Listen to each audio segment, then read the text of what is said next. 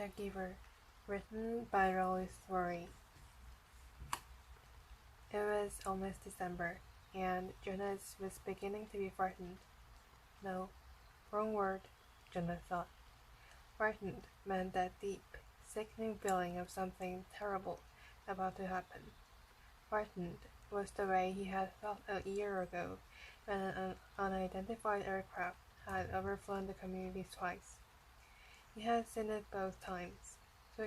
Squinting toward the sky, he had seen the sleek jet, almost a blur at its high speed, go past, and a second later heard the blast of sound that followed. Then, one more time, a moment later, from the opposite direction, the same plane. At first, he had been only fascinated. He had never seen aircraft so close, for it was against the rules for pilots to fly over the community. Occasionally, when supplies were delivered by cargo planes to the landing field across the river, the children rode their bicycles to the riverbank and watched. Intrigued, the unloading and the takeoff directed to the west, always away from the community. But the aircraft a year ago had been different. It was not a squat, fat-bodied cargo plane, but a needle-nosed single-pilot jet. Jonas, looking around anxiously, had seen others, adults as well as children, stop what they were doing and wait, confused, for an explanation of the frightening event. Then, all of the citizens had been ordered to go into the nearest building and stay there. Immediately, the rasping voice through the speakers had said, "Leave your bicycles where they are." Instantly, obediently, Jonas had dropped his bike on its side on the path beneath his family's dwelling. He had run indoors and stayed there, alone. His parents were both at work, and his little sister, Lily, was at the child care center where she spent her after-school hours. Looking through the front window, he had seen new people. Now the busy afternoon crew of street cleaners, landscape workers, and fruit delivery people usually populated the community at the time of day. He saw only the abandoned bikes here and there on their side. An upturned wheel on one was still removing slowly. He had been frightened then, the sense of his own community's silence, waiting, and had made his stomach churn. He had trembled, but it had been nothing. Within minutes, the speakers had crackled again, and the voice, reassuring now and less urgent, had explained that a pilot in training has misread his navigational instructions and made a wrong turn. Desperately, the pilot had been trying to make his way back before his error was noticed. "Needless to say, he will be released," the voice had said, followed by silence. There was an ironic tone to that final message, as if the speaker found it amusing, and Jonas had smiled a little, though he knew that what a grim statement it had been. For a contributing citizen to be released from the community was a final decision, a terrible punishment, an overwhelming statement of failure. Even the children were scolded if they used the term lightly at play, jeering at a teammate who missed a catch or stumbled in a race. Jonas had done it once, had shot at his best friend. "That's it, Asher, you're released." When Asher's clumsy error has not a match for his team. He had been taken aside for a brief and serious talk by the coach, had hung his head with a guilt and embarrassment, and apologized to Asher after the game. Now, thinking about the feeling of fear as he paddled home along the river path, he remembered that moment of stomach-sinking terror when the aircraft had stripped above. It was not what he was feeling now with December approaching. He searched for the right word to describe his own feeling. Jonas was careful about language, not like his friend Asher, who talked too fast and mixed things up. scampering words and praises until they were barely recognizable and often very funny. Jonas screamed, remembering the morning that Asher had dashed into the classroom, late as usual, arriving briefly in the middle of the chanting of the morning autumn. When the class took their seats at the conclusion of the periodic hymn, Asher remained standing to make his public apology as required. I apologize for inconveniencing my learning community. Asher ran through the standard apology phase rapidly, still catching his breath. The instructor and class waited patiently for his explanation. The students had all been grinning because they had listened to Asher's explanations so many times before. I left home at the correct time, but when I was riding along near the hatchery, the crew was separating some salmon. I guess I just got discaught watching them. I apologized to my classmates, Asher concluded. He smoothed his ruffled tunic and sat down. We accept your apology, Asher. The class retracted and sent a response in the signs. Many of the students were biting their lips to keep from laughing. I accept your apology, Asher, the instructor said. He was smiling. And thank you, because once again you have provided an opportunity for a lesson in language. This drop is too strong an objective to describe salmon viewing. He turned and wrote this tract on the interaction board. Decided, he wrote this tract. Jonas, nearing his home now, smiled at the recollection, thinking, still, as he wheeled his bike into its narrow port behind the door.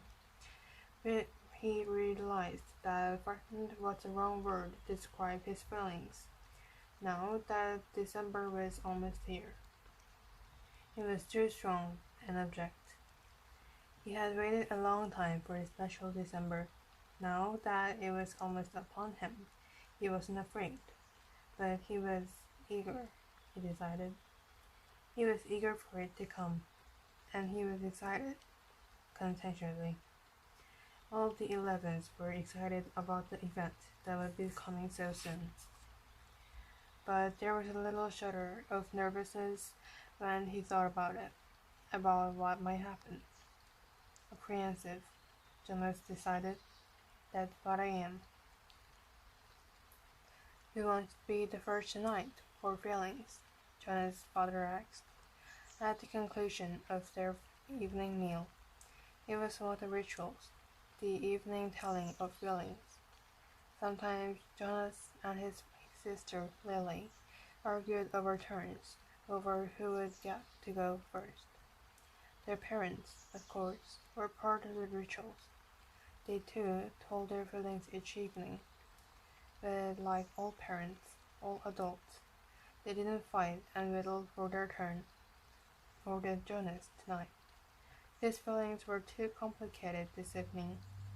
He wanted to share them, but he wasn't eager to begin the process of shifting through his own complicated emotions, even with the help that he knew his parents could give.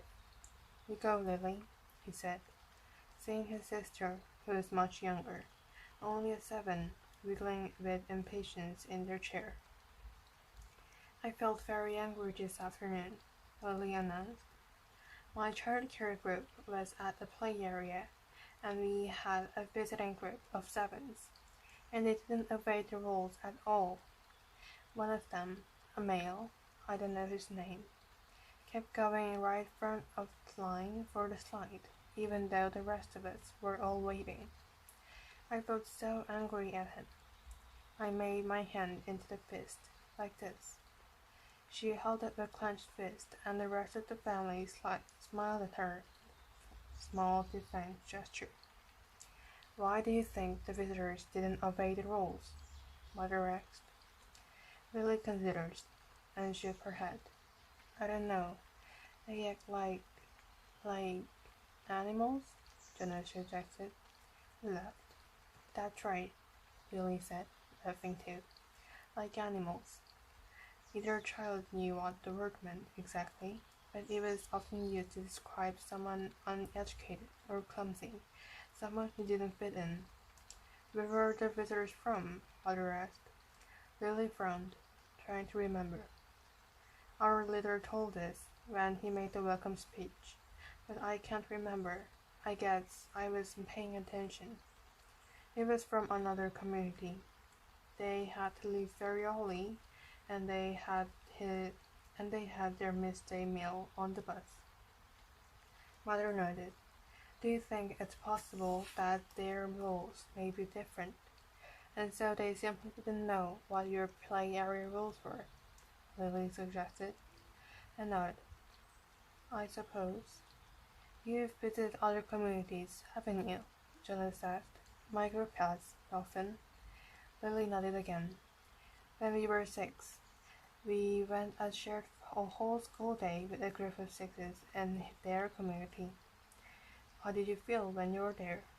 Lily frowned. I felt strange, because their methods were different. They were learning usage, and my group hadn't learned yet, so we felt stupid. Father was listening with interest. I'm thinking, Lily, he said, about the boy who didn't obey the rules today. Do you think it's possible that he felt strange and stupid, being in a new place with rules that he didn't know about? Lily pondered that. Yes, he said, finally. I felt a little sorry for him, Jonas said, even though I don't even know him. I feel sorry for anyone who is in the place where he feels strange and stupid. How do you feel now, Lily? Father asked. Still angry? I guess not, Lily decided. I guess I feel a little sorry for him, and sorry I made a fist. She grinned. Jonas smiled back at his sister. Lily's feelings were always straightforward, fairly simple, usually easy to resolve. He guessed that his own had been too, where he was a 7. He listened politely, so not very attentively, while his father took his turn describing a feeling of worry that he'd had that day at work, a concern about one of the new children who wasn't doing well. Jonas's father's title was nurturer. He and the other nurturers were responsible for all the physical and emotional needs of every new child during its earliest life. It was a very important job, Jonas knew, but it wasn't the one that interested him much. What gender is it? Lily asked. Male, Father said. He's a sweet little male with a lovely disposition, but he isn't going fast as he could, and he doesn't sleep soundly. You have him in the extra care section for supplementary nurturing, but the community is beginning to talk about releasing him. Oh no, Mother murmured. I knew how sad that must make you feel. Jonas and Lily both nodded sympathetically as well. Release of new children was always sad, because they hadn't had a chance to enjoy life within the community yet, and they hadn't done anything wrong. There were only 2 occasions of release, which were not punishment. Release of the elderly, which was a time of celebration for life well and fully lived, and release of a new child, which was always brought a sense of what could we have done. This was especially trouble for the nurturers, like Father, who felt they had failed somehow, but it happened very rarely. Well, Father said, I'm going to keep trying. I may ask the community for permission to bring him here at night, if you don't mind. You know what a night crew nurturers are like. I think this little guy needs some extra. Of course, Father said, and Jonas and Lily nodded. They had learned Father complained about the night crew before. It was a lesser job, night crew nurturing, assigned to those who had lacked the interest of skills or insight of the more virtual jobs of the daydream hours. Most of the people on the night crew had not even give sponsors because they lacked, somehow, the essential capacity to connect to others, which is required for the creation of a family unit. Maybe we could even keep him, Lily suggested sweetly, trying to look innocent. Their look was fake, Janet knew. They all knew. Lily, Mother reminded her, smiling. We know the rules. 2 children, 1 male, 1 female. To each family a unit. It was written very clearly in the rules. Lily giggled. Well, she said, I thought maybe just this once. Next, Mother, who held a permanent position at the Department of Justice, talked about her feelings. Today, a repeat offender had been brought before her, someone who had broken the rules before, someone who she hoped that she had been unfairly punished, and who had been restored to his place, to his job, his home, his family unit.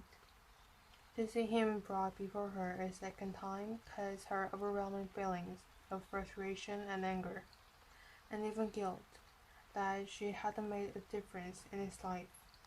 I felt frightened too for him, she confessed. You know that there's no third chance. The rules say that if there's a third transaction, he simply has to be released. Jonas shuddered. He knew it happened. There was even a boy in his group of 11 whose father had been released years before. No one even mentioned it. The disgrace was unspeakable. It was hard to imagine. Lily stood up and went to her father. He stroked her mother's arm. From his place at the table, Father reached over and took her hand. Jonas reached for the other. One by one, they comforted her. Soon she smiled, thanked them, and murmured what she had felt smooth. The ritual continued. Jonas, Father asked, you're left tonight. Jonas sighed. This evening he almost would have preferred to keep his feelings hidden, but it was, of course, against the rules. I'm feeling apprehensive, he confessed. He's glad that the appropriate descriptive word had finally come to him. What is that, son? His father looked concerned. I don't know, there's really nothing to be worried about, Jonas explained, and that every adult has been through it. I know you have, Father, and you too, Mother, but it's the ceremony that I'm apprehensive now. It's about December. Lily looked up, her eyes wide. The ceremony of 12, she whispered in an awed voice. Even the smallest children, Lily's age and younger, knew that it lay in the future for each of them. I'm glad you told us of your feelings, Father said. Lily, Mother said, beckoning to the little girl. Go on now and get into your night clothes. Father and I are going to stay here and talk to Janice for a while. Lily sighed, but eventually she got down for her chair. Privately, she said. Mother nodded. Yes, she said. This talk will be a private one with Jonas.